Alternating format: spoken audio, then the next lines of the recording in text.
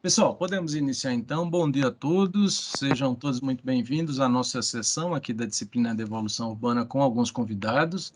Tenho certeza que será um momento muito produtivo por várias razões, mas eu vou deixar a palestra acontecer, no final a gente retoma. É um prazer muito grande ter a professora Mônica, felizmente ela aceitou o nosso convite para estar aqui no início da nossa disciplina, por várias razões, uma delas, inclusive, é o contato com a arqueologia, com narrativas, com mitologia, com questões bíblicas, isso tudo nos ajuda a entender como a questão urbana é muito mais ampla do que, às vezes, certos tipos de abordagens limitam. Mônica está como convidada, mas, na realidade, ela é parte dessa matéria. A professora Mônica conduziu comigo a Evolução Urbana, eu acho, Mônica, por umas 4 ou 5 edições, não é isso? Foi, Muito exatamente. produtivas, até a última antes da pandemia, que foi em 2019, e agora estamos nesse formato, inclusive testando a disciplina nesse formato à distância.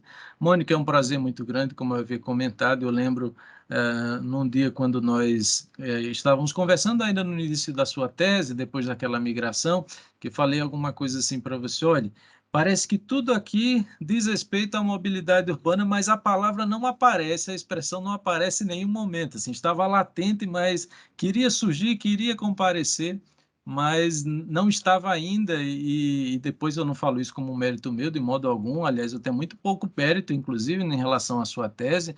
A sua tese, que é fantástica, eu recomendo a todos entrarem em contato pelo tipo de leitura tão rica a respeito da mobilidade urbana, da história da cidade, da morfologia urbana também, fazendo pontes com vários outros campos de conhecimento que mostram como a arquitetura bebe de várias fontes e precisa beber de várias fontes, não se fechando em si mesmo, tá certo? Eu queria fazer uma rápida apresentação da professora Mônica, além dessa introdução, é professora adjunta da FAO, UNB, Departamento de Projeto, tem graduação em Arquitetura e Urbanismo, especialização em Planejamento Urbano pelo IPU, da UFRJ, Planejamento Regional CEP-URJ, não é isso? É CEP que fala, Mônica? Isso, CEP, Tepoerge. Uhum. CEPUERJ, pronto. Mestrado em Engenharia de Transportes pela COP, da UFRJ, e doutorado em Arquitetura e Urbanismo aqui pelo nosso programa da Faculdade de Arquitetura e Urbanismo.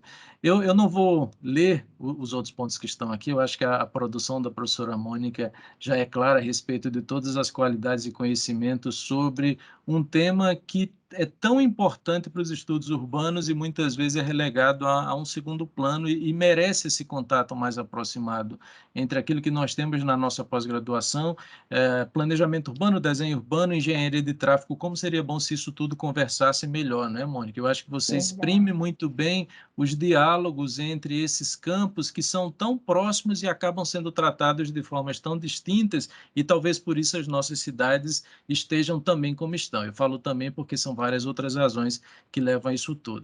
Mas independente desse conhecimento específico, Mônica tem se dedicado a uma produção muito peculiar, eu diria, nos últimos anos, vinculada à tese, aos livros derivados, que nos fazem entender essas fronteiras alargadas do pensamento urbano, da mobilidade urbana e o quanto, se nós olharmos no tempo, a história é muito rica em nos mostrar como nós parece que desaprendemos e reaprendemos e desaprendemos de novo, e se a gente resgatar o que já aconteceu, talvez a gente consiga ser mais preciso sobre uma questão tão importante para a vida urbana. Mônica, muito obrigado, seja muito bem-vinda e o tempo é seu. Agradeço. Obrigada, Valério, pela apresentação. Eu acho que você foi muito importante em tudo isso, realmente você que destacou que eu estava encobrindo a mobilidade na minha narrativa, né?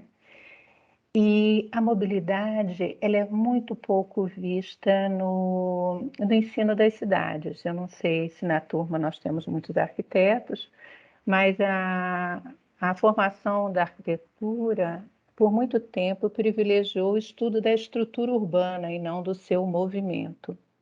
E a cidade, para ter vida, ela tem movimento de pessoas e de veículos, né?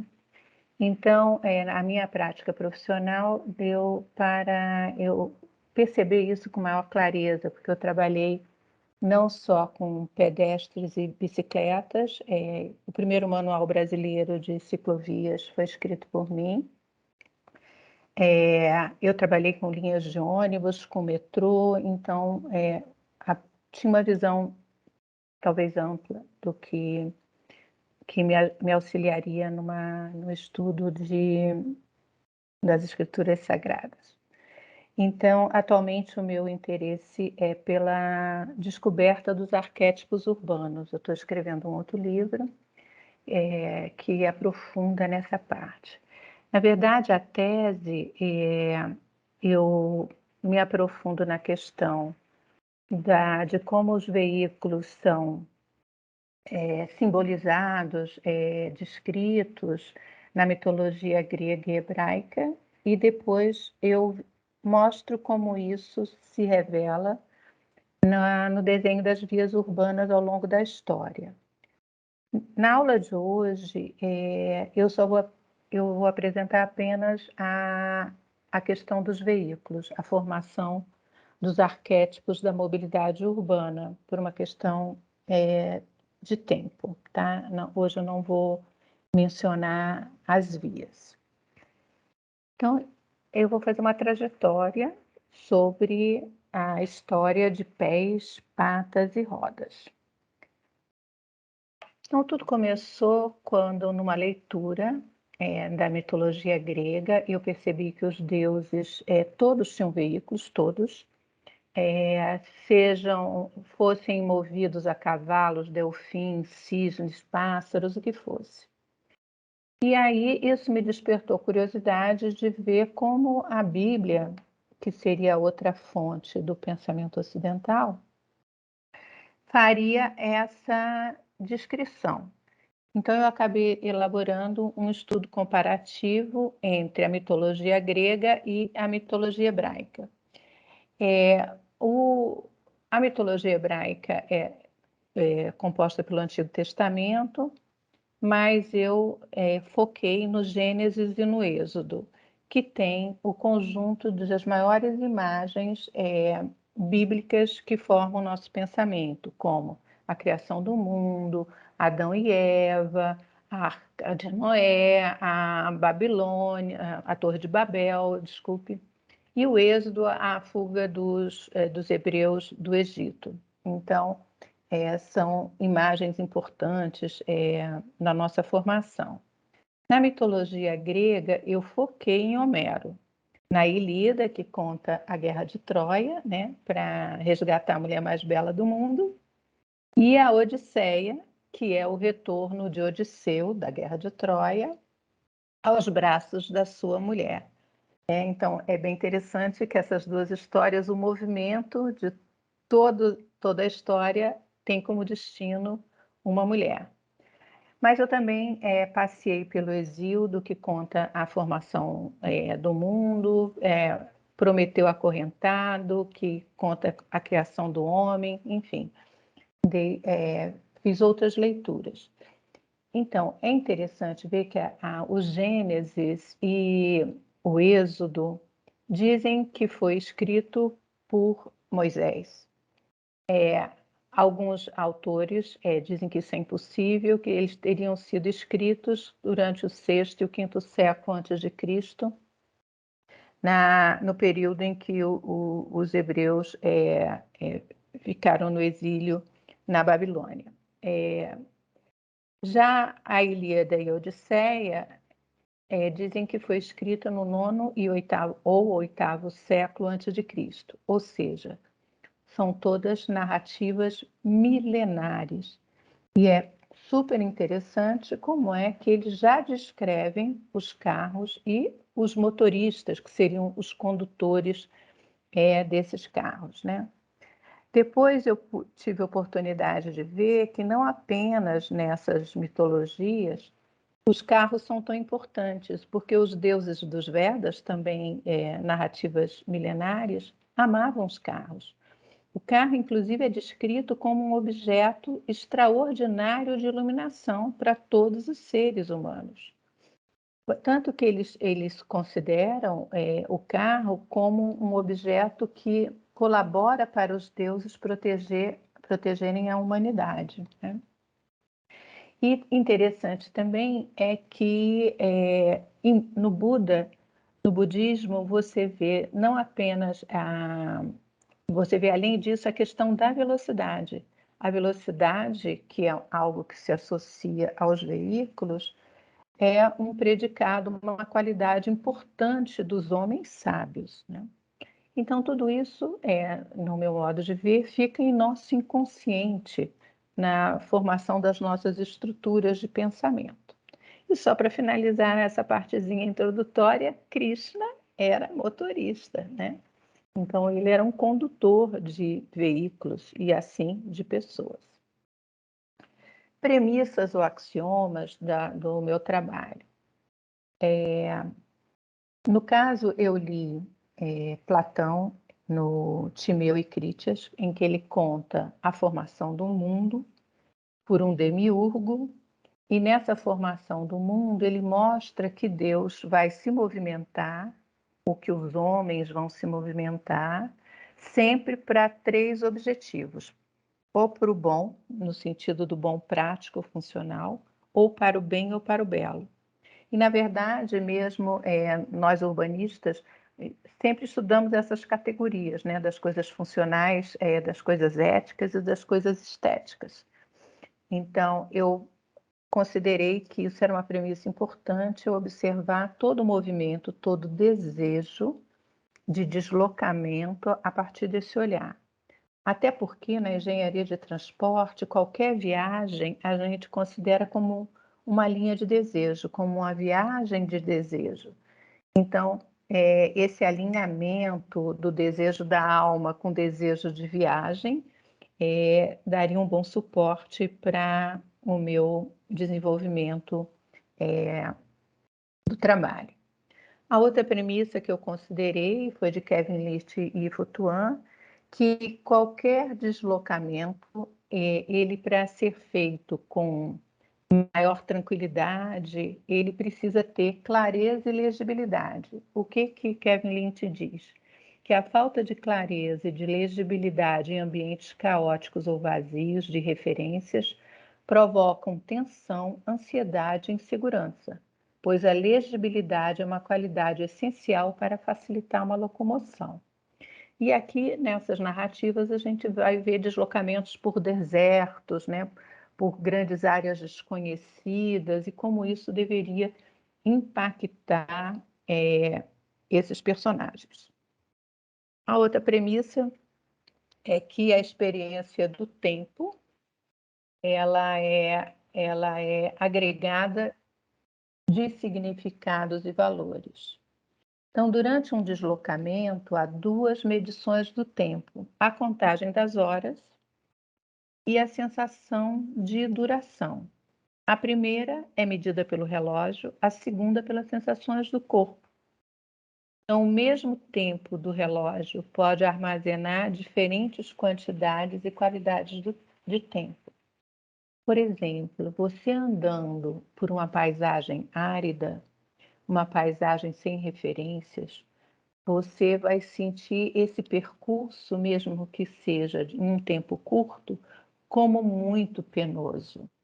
E já se você está numa paisagem agradável, numa paisagem que provoca interesse, curiosidade, esse tempo do relógio vai ser sentido como um tempo físico, corporal, emocional mais curto, tá?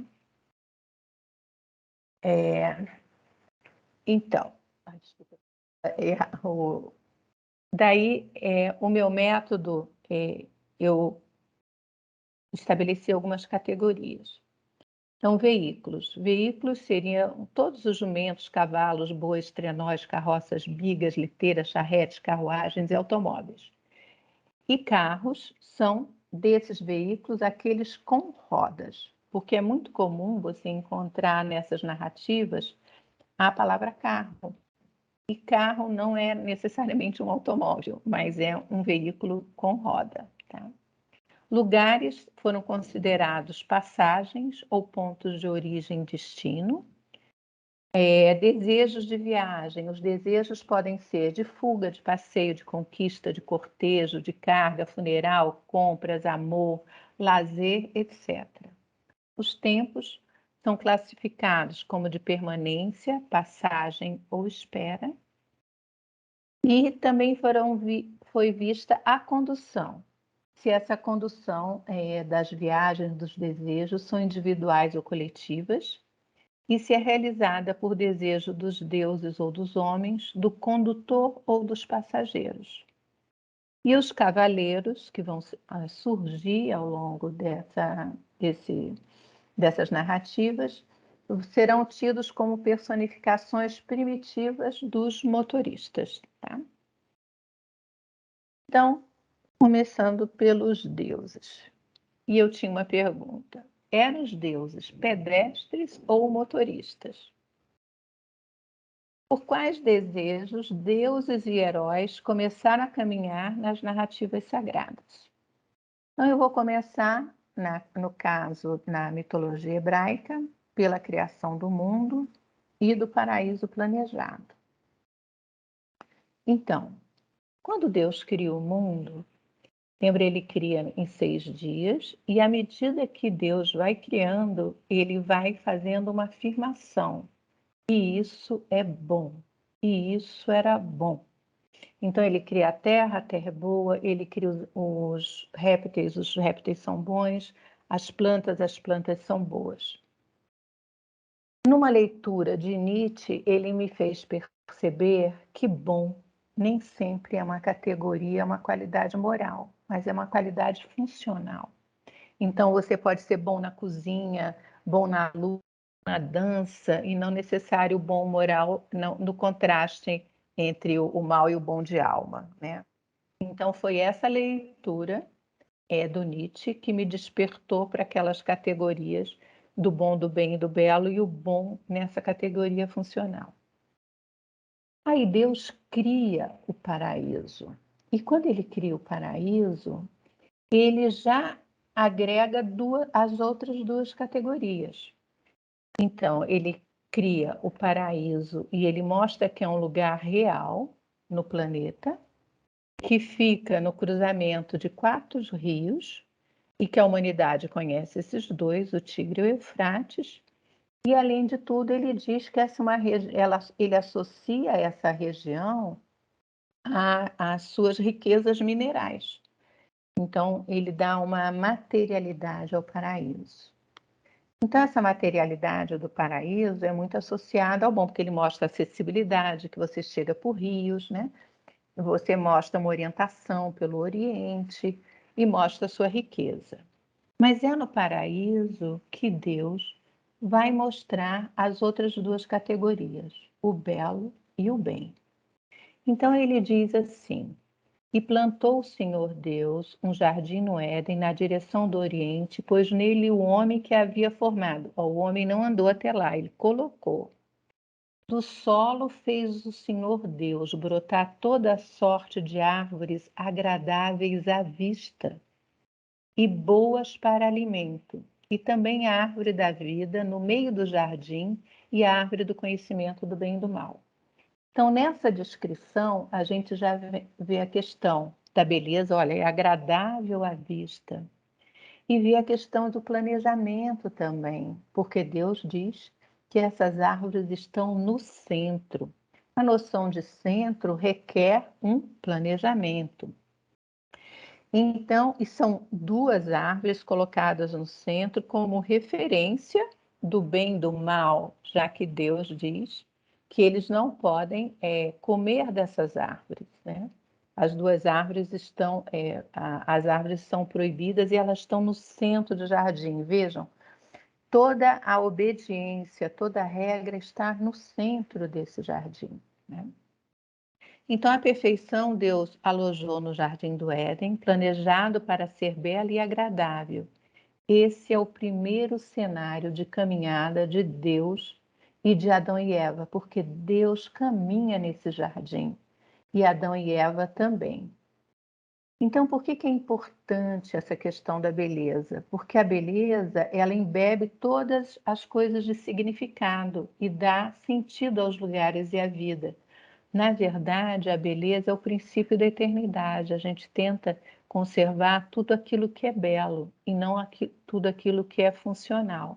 Então, a beleza transcende a vida, ela nos leva para outro patamar, tá?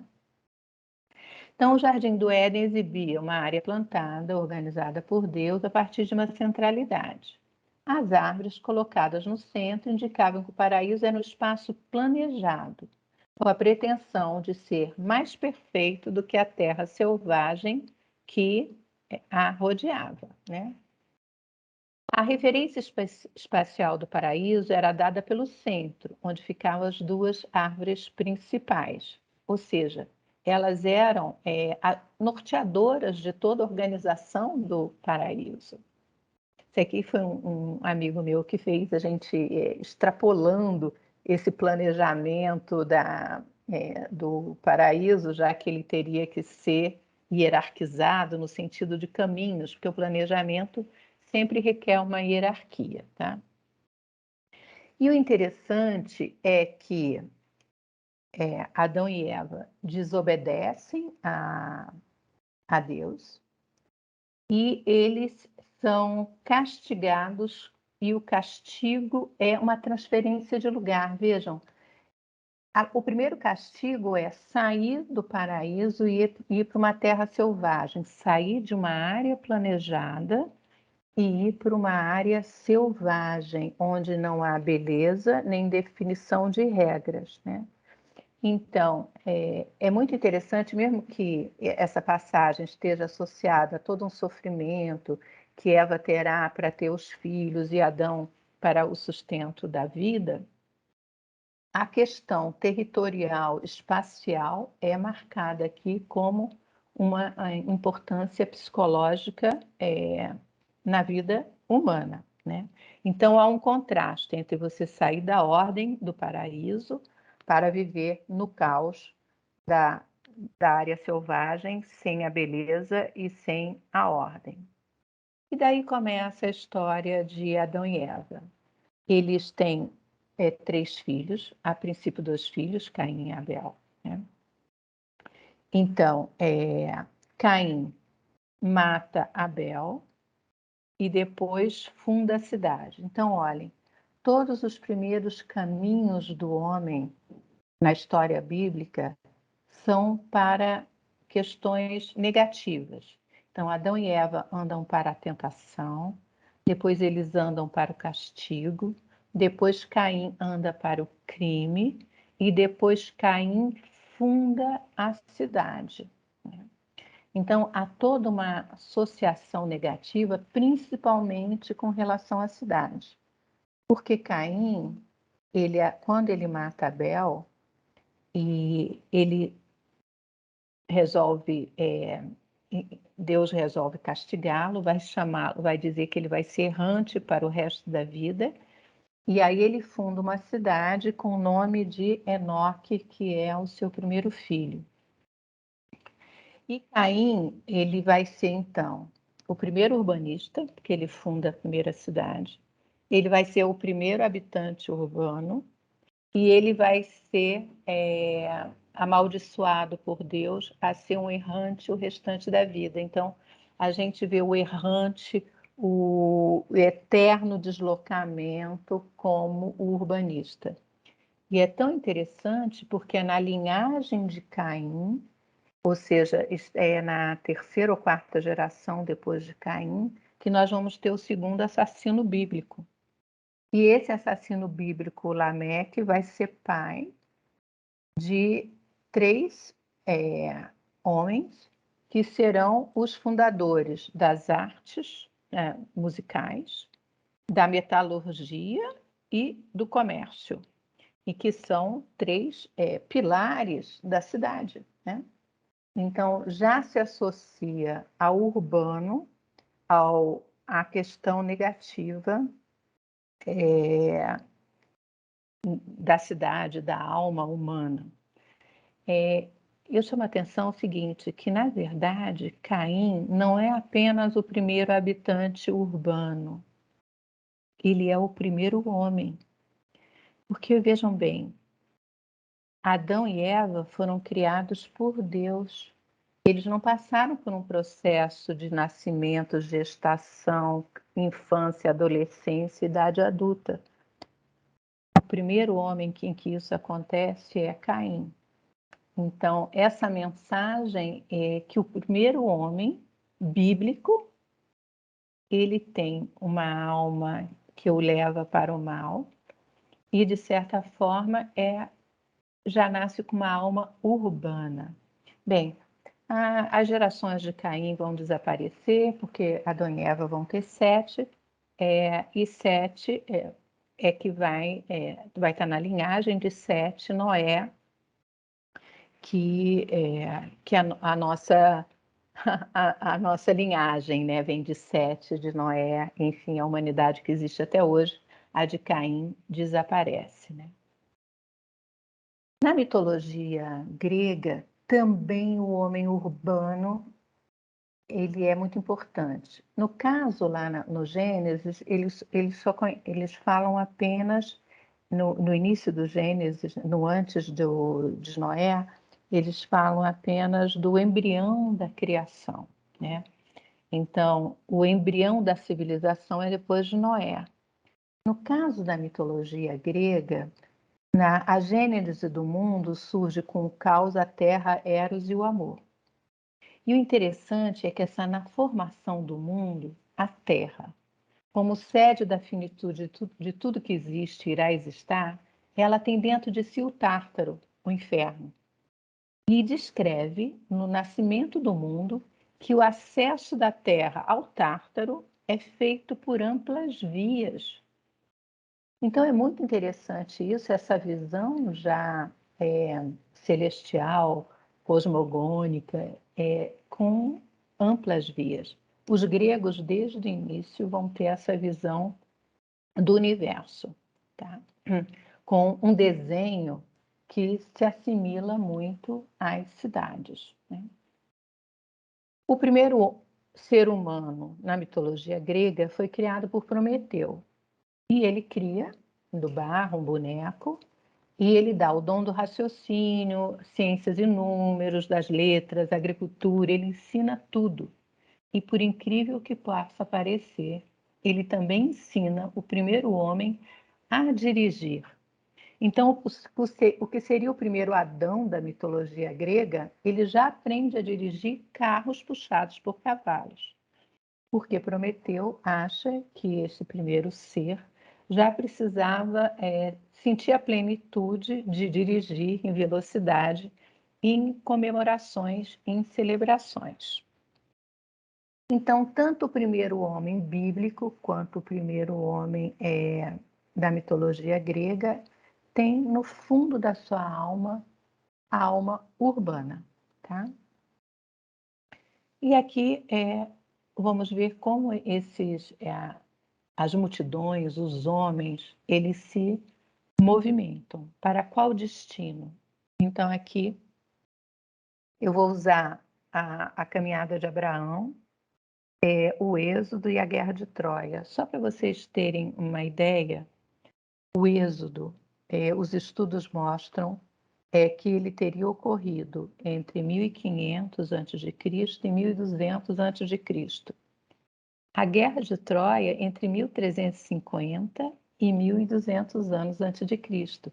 Vejam que são dois movimentos de multidões possivelmente contemporâneos, né? Então nós temos o êxodo que ocorre em Canaã e a Guerra de Troia que vai ocorrer na Anatólia. Tá?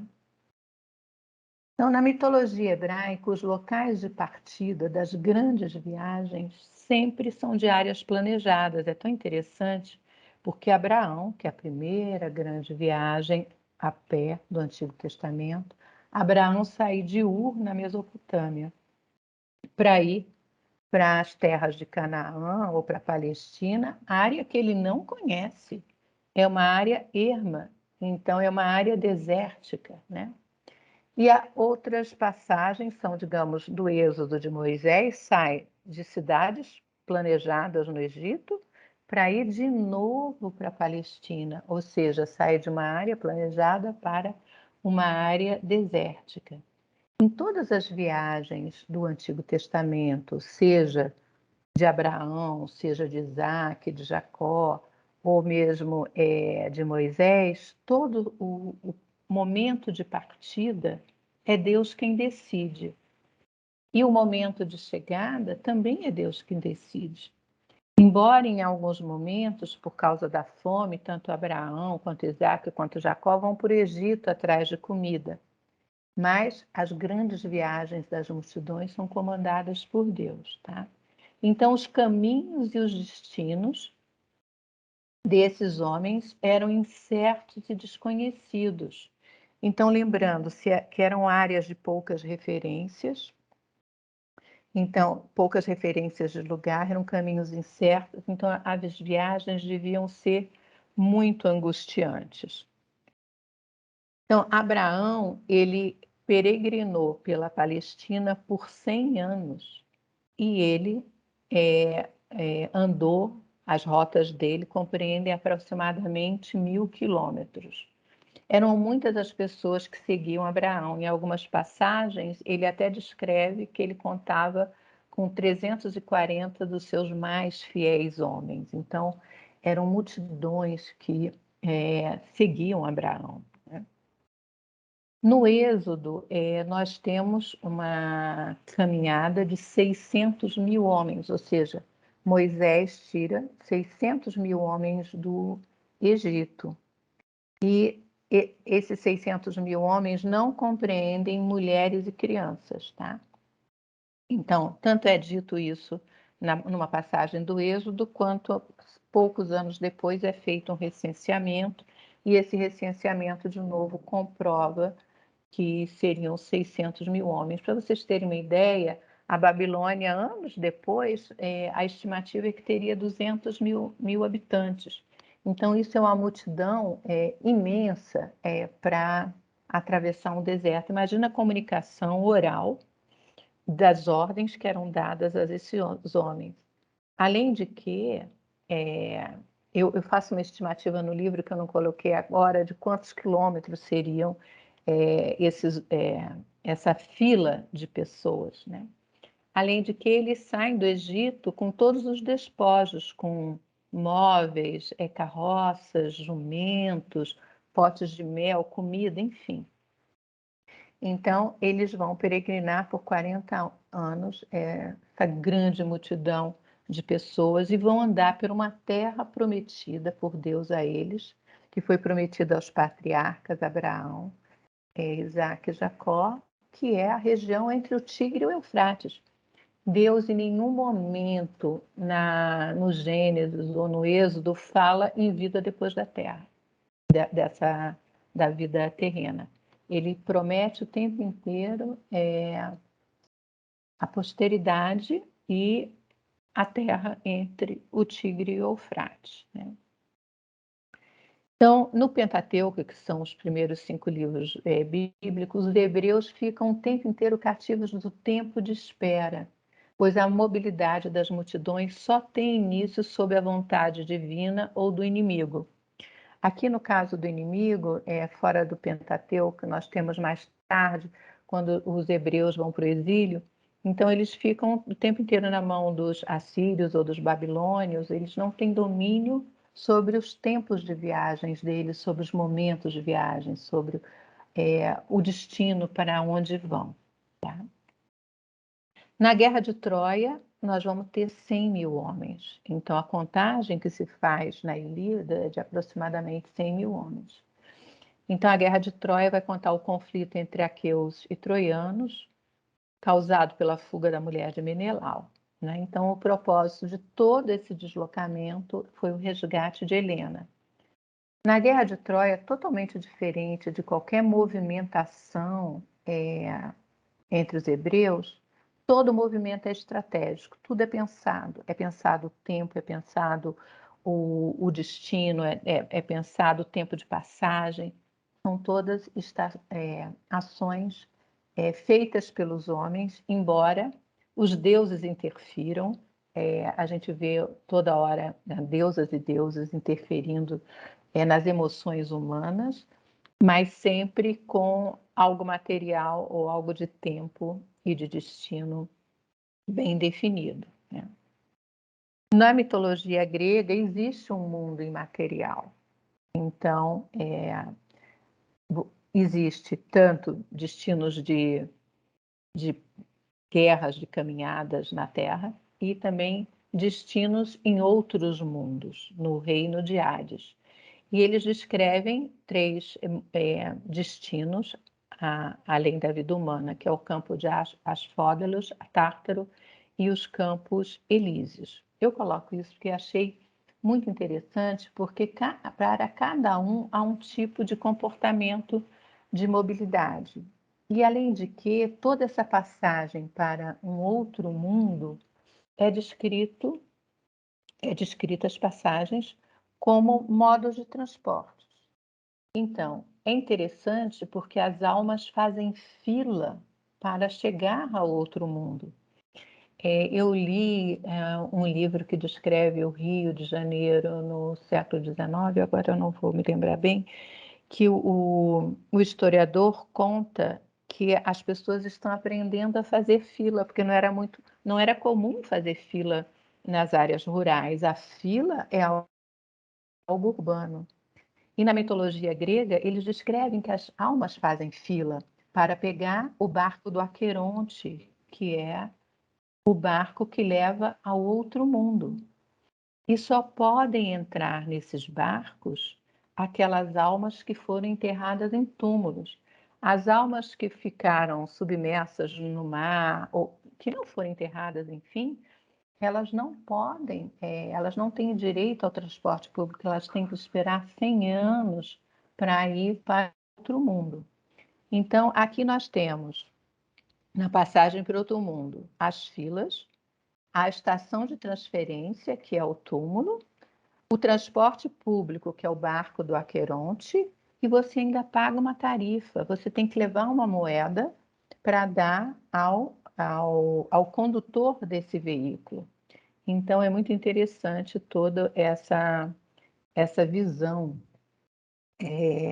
do transporte mesmo para a vida fora da Terra. Em todo o mundo infernal, a dor e o desespero, eles descrevem, só vão permitir à alma movimentos caóticos e involuntários.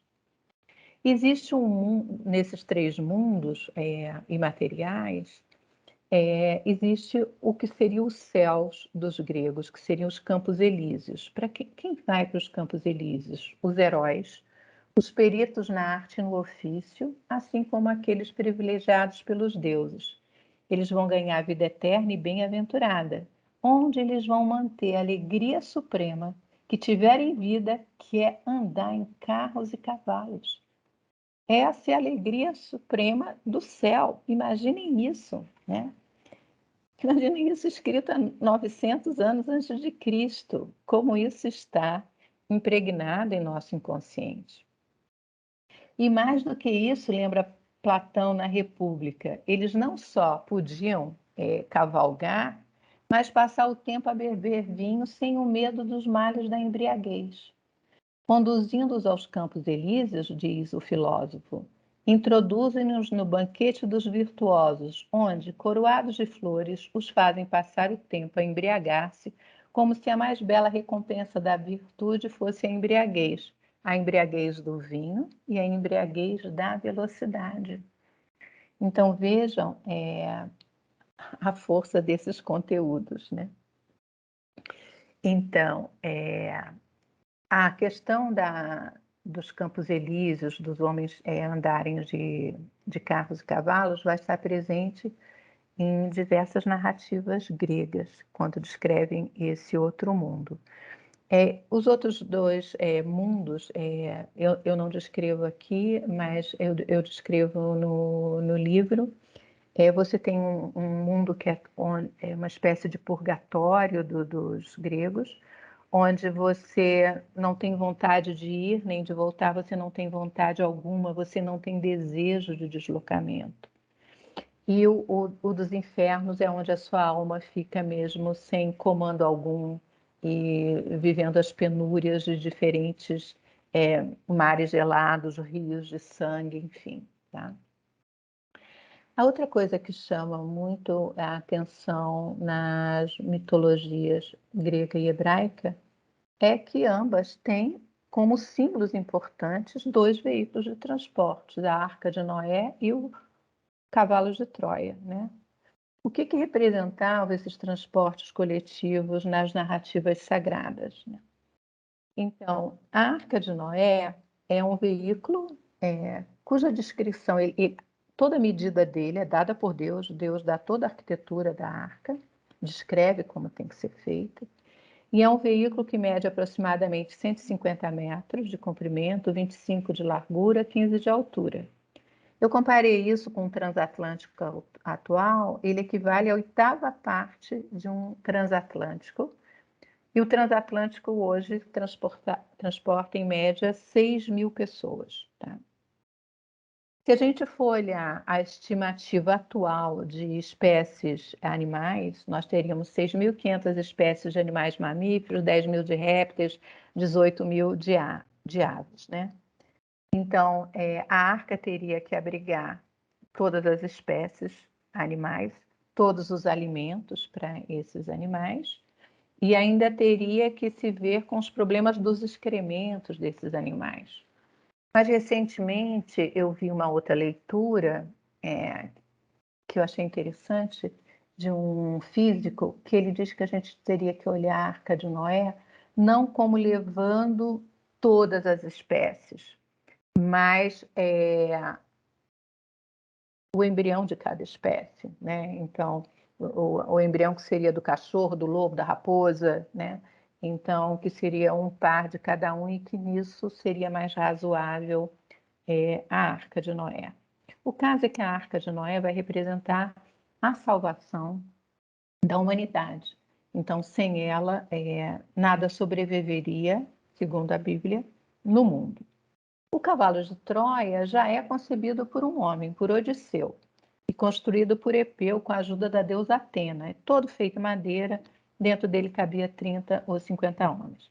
Ele é feito numa perícia perfeita, mas o interessante que me chamou a atenção é que ele é feito maior do que o portão de Troia.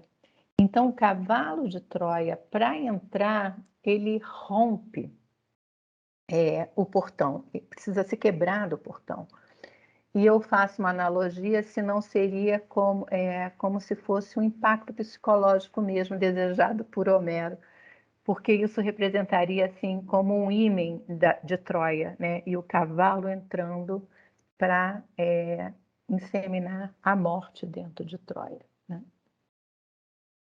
Então, as viagens dos hebreus dentro da arca têm caminhos incertos e tempos de partida e de chegada indeterminados. Então, Noé não sabe para onde vai, não sabe quando chega, não sabe quando começa, não sabe quando termina. Já o cavalo de Troia, ele tem tudo determinado, tudo estratégico, com um objetivo claro e para a vitória de um povo sobre o outro, né? Tem um ponto bem definido. Então, aqui nós temos de novo duas formações diferentes dos nossos componentes ancestrais, gregos e hebraicos. Mas nos dois, em ambas as histórias, os veículos de transporte são os primeiros artefatos de salvação da humanidade. É muito interessante isso. Na mitologia grega ainda tem o Argos, que eu não estou comentando aqui, mas que é um outro veículo supermoderno que tem até a noção de radar, tudo dentro dele, e ele também representa a salvação. Então, os meios de transporte têm um significado muito importante para a formação urbana, né? Agora, quem eram os motoristas ou os condutores na mitologia hebraica e grega? E esses veículos, os carros, eram adorados ou eram temidos? Então, em toda a descrição da Bíblia de Abraão, Isaac e Jacó, fala de jumento, fala de camelo, embora os historiadores e arqueólogos digam que não havia domesticação de camelo ainda nesse período, mas não falam em cavalos e não falam em carroças nem carros, ok? A primeira vez que aparece a palavra carro é com o faraó do Egito. Então, quando José, que é o filho de Jacó, vai morar no Egito, acho que vocês conhecem essa passagem, ele vai ser vizir do faraó, então ele vai ser um homem honrado, e aí quando aparece a palavra carro, é quando o faraó mostra que o José vai andar de carro. Ele tem assim a passagem: tirou o faraó o anel da sua mão e pôs na mão de José, e o fez vestir de roupas de linho fino, e pôs um colar de ouro no seu pescoço. E o fez subir no segundo carro que tinha, e clamavam diante dele: ajoelhai. Assim o pôs sobre toda a terra do Egito. Então o carro aparece como um símbolo de proeminência. E depois o carro vai aparecer como um símbolo de perseguição dos egípcios aos hebreus. Então diz assim numa outra passagem: perseguiram-nos os egípcios, todos os cavalos e carros de Faraó e os seus cavalarianos e os exércitos, enfim. E continua: então os filhos de Israel clamaram ao Senhor, porquanto ele tinha 900 carros de ferro e por 20 anos oprimia violentamente os filhos de Israel. Então, a toda hora se associa carro à violência, à opressão. Na verdade, na história mostra que os povos que dominavam os outros os que tinham carros mais modernos, porque os carros vão evoluindo em sua tecnologia e assim os povos vão invadindo uns aos outros. Essa passagem do carro do José nos permite ver que realmente José só poderia ter existido a partir de aproximadamente 1500 a.C., não antes disso, porque o carro só entra na Palestina mais ou menos nesse período, tá? Historicamente, tá? Deus também mostra o seu furor através dos carros, porque diz assim: porque eis que o Senhor virá com fogo e os seus carros como um torvelinho, para tornar a sua ira em furor e a sua repreensão em chamas de fogo. Há numa passagem dos Salmos a seguinte descrição: uns confiam em carros e outros em cavalos, mas nós faremos menção do nome do Senhor nosso Deus. Então, aqui o carro fica associado em toda a passagem do Êxodo e do Gênesis como um objeto de terror, um objeto de pessoas de maior posse, mas um objeto de opressão, tá? Só que, até então, os hebreus, eles eram nômades. A partir do momento em que os hebreus se tornam urbanos, que eles conquistam Jerusalém, que Jerusalém era dos jebuseus, os carros ganham outra simbologia. E Salomão, inclusive, passa a ser o maior proprietário de carros do seu tempo. Então diz assim: também ajuntou Salomão carros e cavaleiros, de sorte que tinha 1.400 carros e 12.000 cavaleiros, e os levou à cidade dos carros, e junto ao rei de Jerusalém. As cidades na Palestina, no período de Salomão, eram vistas como cidades-garagem, cidades de carros. Imaginem isso. Salomão é 900 anos antes de Cristo. Então, tem outra passagem que diz que Salomão tinha 40.000 estrebarias de cavalos para os seus carros e 12.000 cavaleiros. Então, veja como a simbologia do carro muda. E também Deus muda a sua forma de falar do carro. Quando ele quer presentear os seus eleitos, aos seus escolhidos, ele diz: e os teus mais formosos vales se encherão de carros, e os cavaleiros se colocarão em ordem às portas. E a minha mesa fartar-vos-eis de cavalos, de carros, de poderosos e de todos os homens de guerra. Assim diz o Senhor. E o interessante é que hoje em dia a gente não conhece a Maria Gasolina, né? Que dizem que as mulheres que gostam dos homens de carro. Esse tipo de visão já existia na Bíblia. o condutor de veículos era tido como um homem sedutor. Então é por isso que está dito que Ezequiel já advertia que a montaria de um cavalo e possivelmente a condução de um carro deixavam os homens cobiçáveis pelas mulheres. Olha como isso está lá atrás na simbologia do carro, né? Na Bíblia não tem muitas passagens de mulheres associadas ao carros, mas a rainha de Sabá ela vai se destacar no comando de uma grande caravana de carros, levando presentes ao homem mais sábio do mundo, que é o rei Salomão. Já entre os gregos, olha, quando a gente abre a Ilíada, o primeiro elogio, a primeira qualidade de Aquiles é dito que ele é um homem de rápidos pés. E depois vai se destacar a perícia dele no comando de cavalos e carros. Então, entre os gregos, os cavalos e os carros vão estar entre os presentes preferidos de reis e heróis. Conduzir um carro exigia habilidade. Em Homero, um herói é sempre um bom condutor de carros e cavalos. A imagem do cavaleiro estava associada à perícia e à bravura no combate. A rapidez também se associa à perícia humana. Faz parte da superioridade de um herói. As corridas são apresentadas como um mecanismo para a escolha do melhor homem. Então, em vários mitos, nós vamos ter corridas para a escolha do rei ou para a escolha de um príncipe, para a escolha do esposo de uma princesa ou de uma deusa. Tá? Na mitologia grega, nós também vamos ter os jovens querendo dirigir, que é representado pelo mito de Faetonte.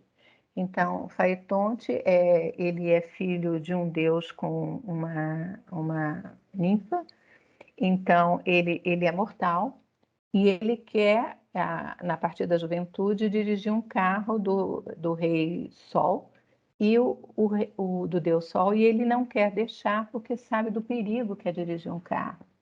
Mas Faetonte faz uma espécie de jogo de palavras em que o Deus promete cumprir tudo o que ele desejar e o cumprimento é permiti-lo dirigir. E aí ele vai dirigir um carro sem a perícia, sem o aprendizado e causa um grande acidente na abóbada celeste, inclusive a sua própria morte. Então também isso está associado ao mito do carro. As deusas são motoristas. Na mitologia grega, todas as deusas têm carros, todas as deusas conduzem muito bem. Além de elas serem motoristas, elas são mecânicas. Palas Atenas é condutora de navios, ela que idealizou o carro de guerra e a quadriga. Hera e Hebe tinham conhecimentos mecânicos. A Palatena também é uma das criadoras do Argos, o barco dos heróis, né? E na mitologia grega, além das mulheres condutoras de carros, nós temos as Amazonas, que eram condutoras de cavalos e ferozes guerreiras, né? Então, no caso, a mitologia grega coloca isso. Então, de tudo isso, no meu modo de ver, nós temos no inconsciente da civilização ocidental dois tipos de fonte, em que, em alguns momentos, se destaca um tipo de pensamento ou outro. Tanto que no século XIX, desculpe, no início do século XX, nós temos a invenção do automóvel, nós temos a invenção do avião, nas primeiras décadas, e nas primeiras décadas também nós temos os primeiros planejamentos para o desenvolvimento de bairros para pedestres, né? E nós vamos ter, até a década de 60 aproximadamente, ou 70, a valorização da velocidade do automóvel, e no fim do século, a valorização do pedestre, do ciclista, enfim. Então, para mim, essas duas raízes do pensamento da cidade, do pensamento urbano, estão nessas narrativas. Então, na narrativa bíblica, o significado do carro e da velocidade é associado grandemente à destruição e opressão. O sentimento que o carro causa, a princípio, antes do período urbano, aqui eu estou falando do período nômade, é temor, terror. Quem usa os carros na Bíblia nômade são aqueles que fazem oposição a Deus. É uma necessidade do homem sem Deus. O veículo é um símbolo de oposição a Deus e à vida, porque ele é um opressor aos hebreus. Então, o condutor do veículo é um inimigo da coletividade e um opressor do pedestre, porque todos são pedestres no Gênesis, né?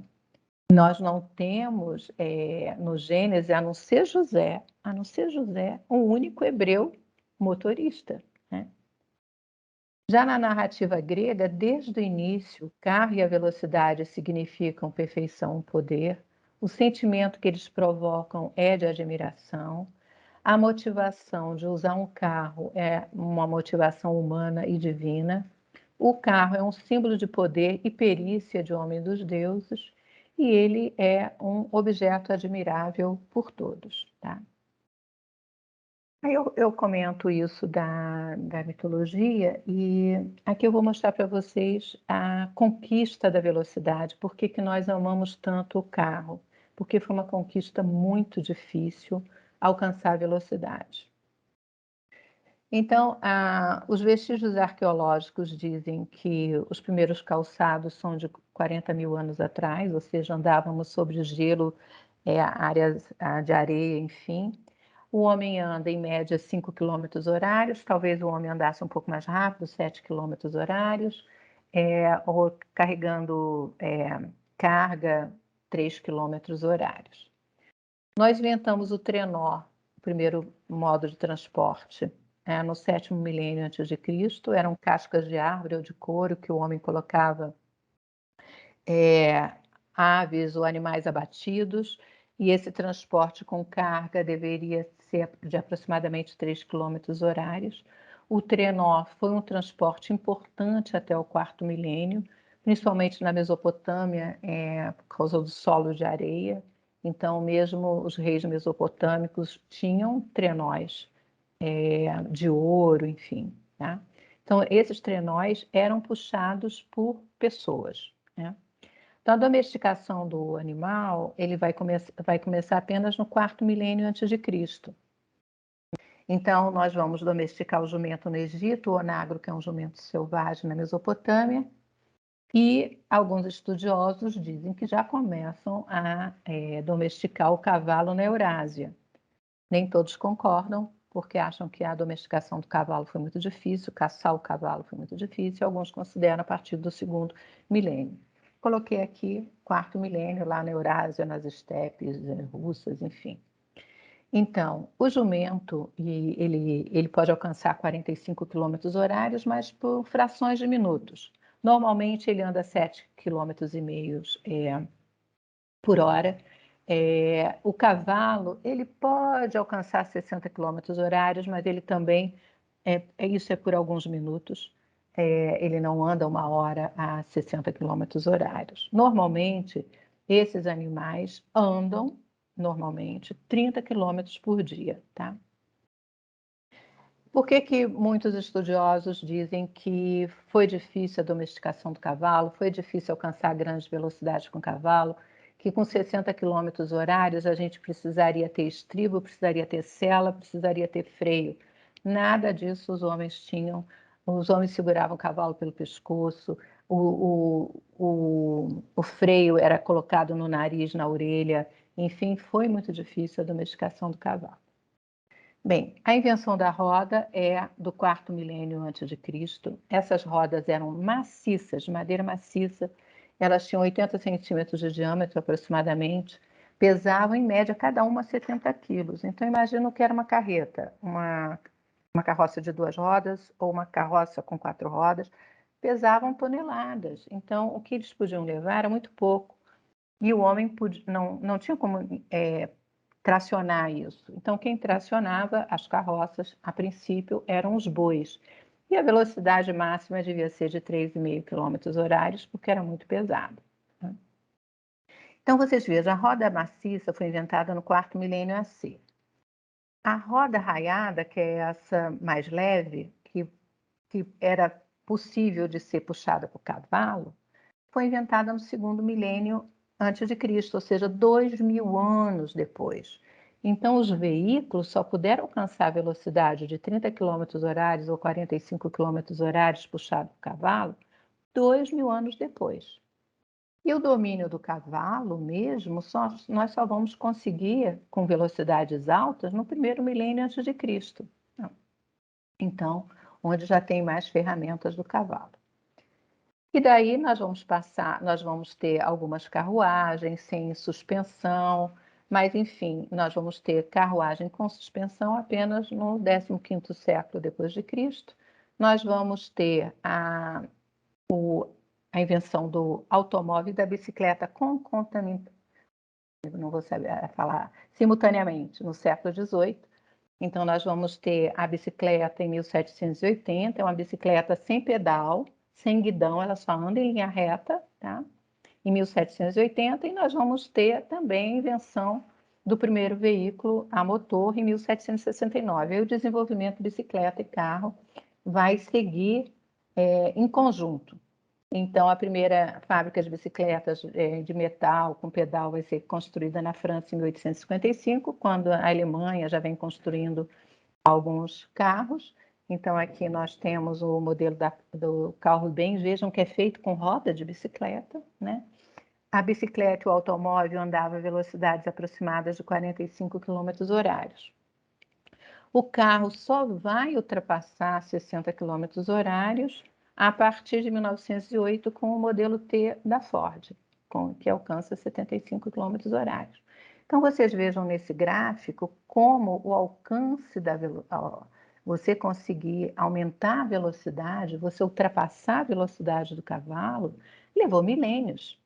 Então, foi um esforço muito grande para se ultrapassar a velocidade do cavalo. Era o cavalo que nos comandava a nossa maior velocidade. E mesmo assim, a velocidade do motor a carro é dada por cavalos, né? Então, os tipos de veículos sempre existiram. À medida que um veículo era inventado, as pessoas de posse trocavam seus veículos por veículos mais modernos. Os veículos, desde o princípio, serviam a mensagens, mercadorias e pessoas. E desde o início, gente, é milenar o delivery. É milenar você ter comboios de carros especializados em transportar vinho, em transportar cereais, em transportar tecidos, em transportar joias, tá? Os carros funerários existem em diferentes civilizações, as pessoas se enterravam com seus próprios carros, que era uma forma de mostrar o seu status no outro mundo. Isso aqui é na Bulgária, isso aqui é na China. Os reis chineses tinham... na China existia uma hierarquia, quem podia ter 6 cavalos, 4 cavalos, enfim. E aqui é uma tumba funerária com 600 cavalos sacrificados, né? Então, nós já tínhamos carros de guerra, mesmo no período de roda maciça, nós tínhamos carros de triunfo, carros de caça, carros de passeio. Aqui é uma egípcia em seu carro de passeio, carros de corrida. Então, nós temos as bigas e as quadrigas romanas. E nós tínhamos não só a corrida igual, tinha escuderie, para vocês terem uma ideia. Tinha escuderie, tinha propaganda, tinha torcida, tinha, enfim, tal e qual as corridas atuais, tá? Nós tínhamos carros de brinquedos, pequenas miniaturas em diferentes civilizações. Nós tínhamos transporte público, então. Aqui eu estou botando uma biga posterior, mas em Roma era muito comum a biga não, desculpe, a liteira. A liteira no transporte dentro da cidade, porque eu vou mostrar depois que Júlio César proibiu a circulação de carros dentro de Roma por causa dos congestionamentos, um século antes de Cristo. Então, essa coisa de criar ruas de pedestre também não é coisa da modernidade, não. Então, os nobres dentro de Roma só podiam andar ou a pé ou levado por mesmo generais, mesmo andar numa liteira, tá certo?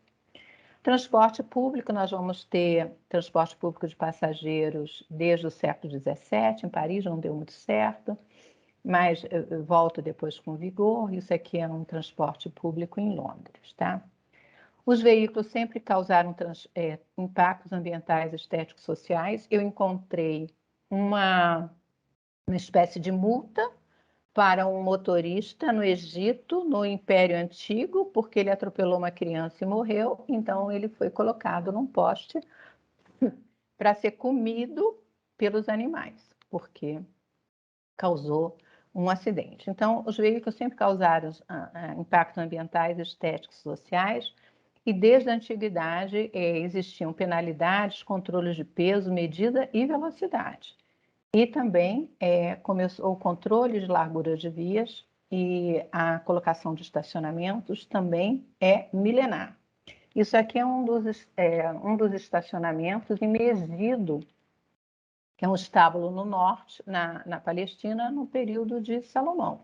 Então, eram áreas acimentadas, não, eram áreas áridas, minerais, de estacionamento. Então, a gente encontra isso em Amarna, no Egito, a gente encontra na Síria, a gente encontra nas cidades na Palestina.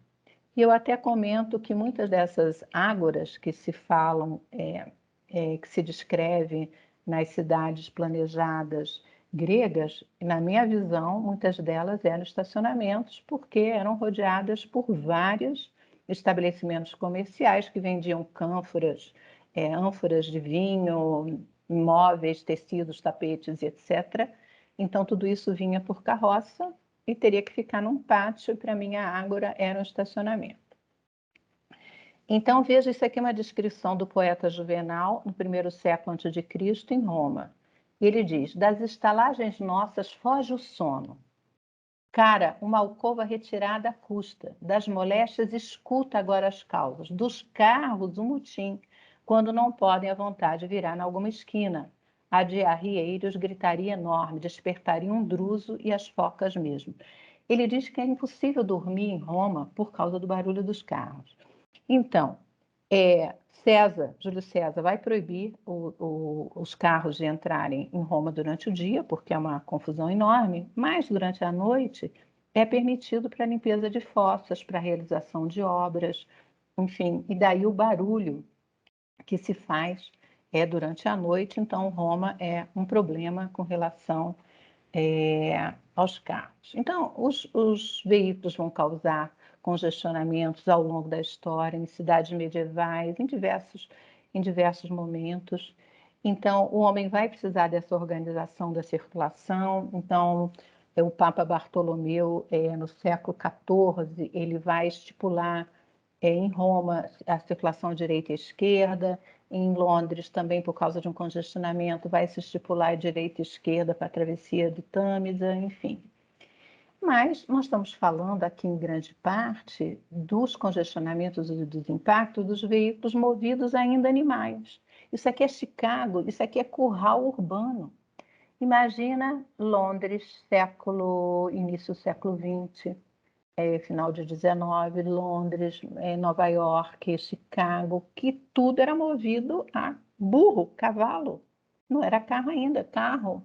A industrialização do carro começa mesmo na segunda década do século XX, né? Então, em Londres, eles tinham cerca de 50 mil cavalos para transporte público. Cada cavalo produzia aproximadamente 10 quilos de esterco. Então, você tinha nas vias públicas por dia 500 toneladas de excremento e 100 mil litros de urina, todo dia. Imagine isso. Nova York tinha o dobro de cavalos. Então, as cidades, isso aí é o jornal The Times que diz, parecia afundar em bosta. E eles achavam que em 50 anos, todas as ruas de Londres estariam enterradas a 3 metros de esterco, porque os animais morriam também no meio da rua, não havia como você removê-los com rapidez. Então, o carro a motor a combustível, quando surge, ele vai ser visto como uma solução ambiental, acreditem se quiser.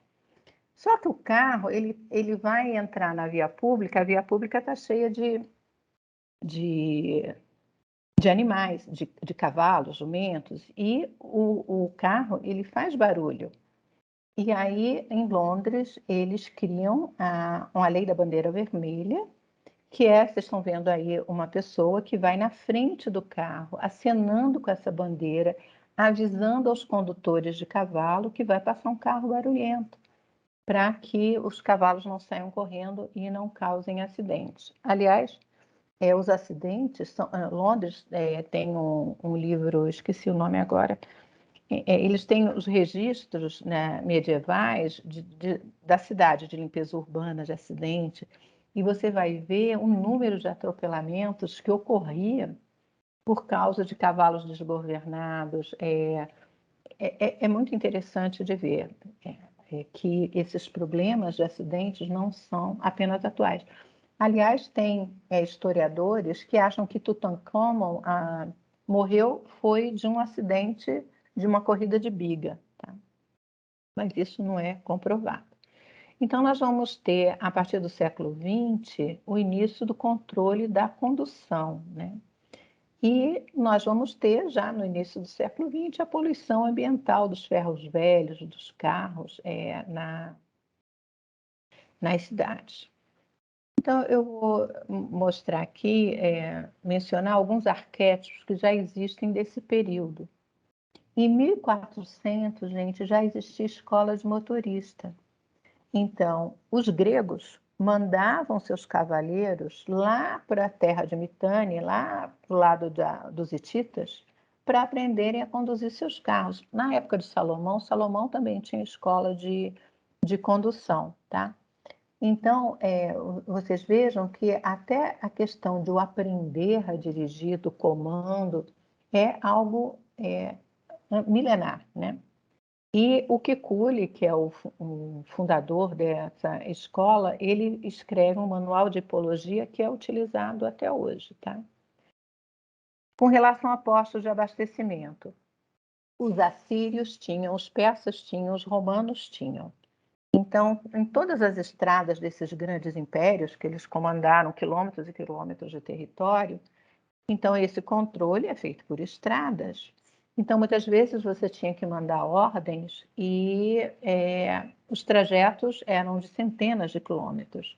Então, todas essas estradas tinham pontos de parada, onde o cavalo, ou o mensageiro, ou o soldado, ou o mercador podia parar, abastecer de água o seu cavalo, ou trocar de cavalo, ou tinha um ponto de repouso.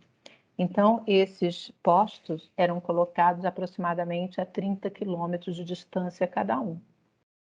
Então, isso também é o embrião do posto de gasolina, do posto de abastecimento atual. Aliás, eu não mencionei, mas junto com o carro a combustão, também foi criado o carro elétrico. O carro elétrico não é invenção de agora. Então, ele era concorrente do carro a combustão.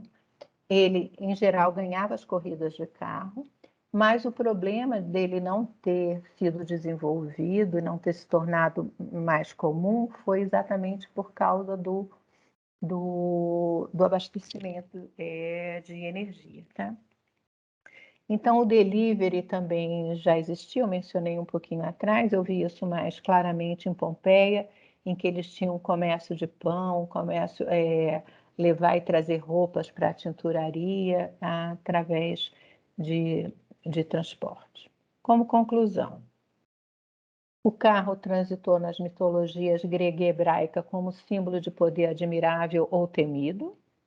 Na mitologia grega, é claramente objeto de desejo dos deuses e dos homens, que eram celebrados por suas habilidades na difícil condução de veículos rápidos. Em contrapartida, no Antigo Testamento, os carros são apresentados como transporte dos perseguidores do povo eleito que caminha. A herança dos nossos ancestrais, deixada no acervo histórico e arqueológico, confirma que, desde sua origem, o veículo foi ferramenta de conquistas na Mesopotâmia, no Egito, na Índia ou na China. Em decorrência disso, em qualquer época, as viaturas causaram fascínio ou terror pelos domínios que proporcionavam. Então, todos desejavam ter, que era uma forma de poder, ou de proteção, ou de conquista, né? Os veículos significaram superioridade dos indivíduos e dos reinos no alcance das distâncias, no alargamento dos mercados e no poder de ataque nos conflitos. Fosse o jumento ou o cavalo, o veículo traduziu maior domínio sobre espaço e tempo e principalmente sobre os outros homens. A história também demonstra que a vaidade do motorista não é comportamento exclusivo da sociedade industrial, pois o status e o prestígio são inerentes ao uso do veículo. Não surgiu com o motor. Isso vem desde a pata do cavalo e do jumento. Em contrapartida, ao pedestre se associam resignação, penitência, aventura ou lazer. Eu não mencionei, mas assim, o pedestre é muito associado à aventura ou lazer entre os gregos, né? Que nós temos Pan, nós temos Dioniso, nós temos a deusa Diana, né? Que andam pelos campos, que celebram a bebida, as festas, enfim.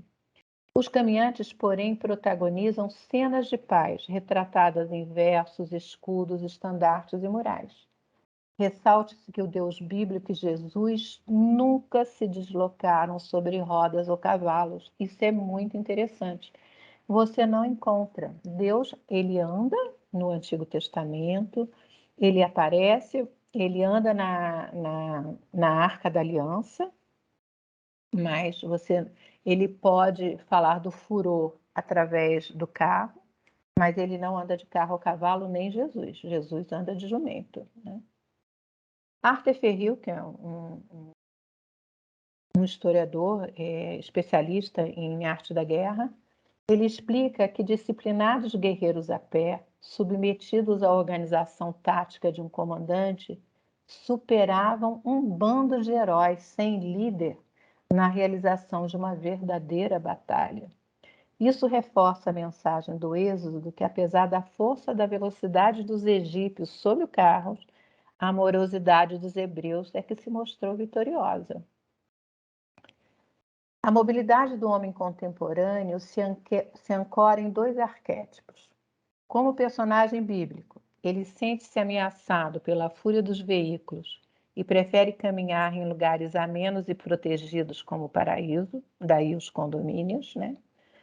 Por outro lado, como um deus mitológico grego, um rei babilônio, assírio ou romano, ele gosta de se exibir em carros movidos a centenas de cavalos. A perspectiva do século XXI é acabar com o indomesticável e orgulhoso motorista. Nós estamos vendo os carros autômatos, né?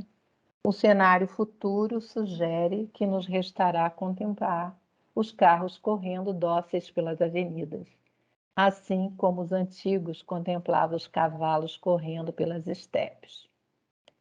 Os caminhantes, por sua vez, continuarão andando na mesma celeridade dos seus antepassados. A gente continua andando a 5 km/h. Talvez andemos menos perdidos, errantes, indulgentes, porque apesar da lentidão, atualmente os pedestres estão conquistando as avenidas e exigindo mais conforto, segurança e beleza para elas. Em verdade, nunca se pensou tanto no pedestre como na era do automóvel. E aí a bibliografia que eu tenho esse livro, Uma História de Pés, Patas e Rodas, que é o livro ilustrado, mas ele só é vendido na Amazon.com, ele é caríssimo no meu modo de ver, e tem uma forma mais simples do Mito ao Motor na Amazon brasileira.